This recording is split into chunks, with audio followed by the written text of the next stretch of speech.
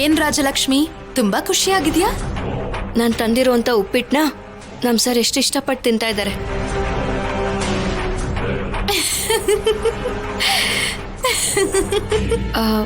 ಯಾಕೆ ನಗ್ತಿದ್ಯಾ? ಸರ್ ಎಷ್ಟು ಇಷ್ಟಪಟ್ಟು ತಿಂತಿದ್ದಾರೆ ಅನ್ನೋದನ್ನ ಸರಿಯಾಗಿ ಹೇಳ್ದೆ. ಆದ್ರೆ ಸರ್ ತಿಂತಿರೋದು ನೀನ್ ತಂದಿರೋ ಉಪ್ಪಿಟ್ಟಲ್ಲ, ನಾನ್ ತಗೊಂಡ್ ಬಂದಿರೋ ಗುಲಾಬ್ ಜಾಮೂನ್. ಏನು? ಎಸ್ ರಾಜಲಕ್ಷ್ಮಿ, ನೀನು ಎಷ್ಟೇ ಕಷ್ಟಪಟ್ಟು ಸ್ಪೆಷಲ್ ಆಗಿ ತಗೊಂಡ್ ಬಂದ್ರು ಅದ್ರ ಪಕ್ಕದಲ್ಲಿ ಗುಲಾಬ್ ಜಾಮೂನ್ ಇದ್ರೆ ಆ ಉಪ್ಪಿಟ್ಟನ್ನ ಯಾರು ಇಷ್ಟಪಡ್ತಾರೆ? ನಮ್ ವಿಷಯದಲ್ಲೂ ಕೂಡ ಹಾಗೆ. ನಾನ್ ಎದುರುಗಡೆ ಇದ್ರೆ ಸರ್ ದೃಷ್ಟಿ ನನ್ ಮೇಲೆ ಇರತ್ತೆ, ನಿನ್ ಕಡೆ ಬರೋದು ಇಲ್ಲ. ನೀನ್ ತಪ್ಪಾಗಿ ಯೋಚನೆ ಮಾಡ್ತಿದ್ಯಾ. ನಮ್ ಸರ್ ಅಂತವ್ರಲ್ಲ, ಅವ್ರಿಗೆ ನಾನಂದ್ರೆ ತುಂಬಾ ಇಷ್ಟ. ನಾನ್ ತಗೊಂಬಂದಿರೋ ಉಪ್ಪಿಟ್ಟೆ ತಿಂತಾರೆ. ಆ ಮಾತನ್ನ ಸರ್ ಮುಖ ನೋಡಿ ಅಲ್ಲ ರಾಜಲಕ್ಷ್ಮಿ, ಸರ್ ಕೈಯಲ್ಲಿರೋ ಬಾಕ್ಸ್ ನ ನೋಡಿ ಹೇಳು.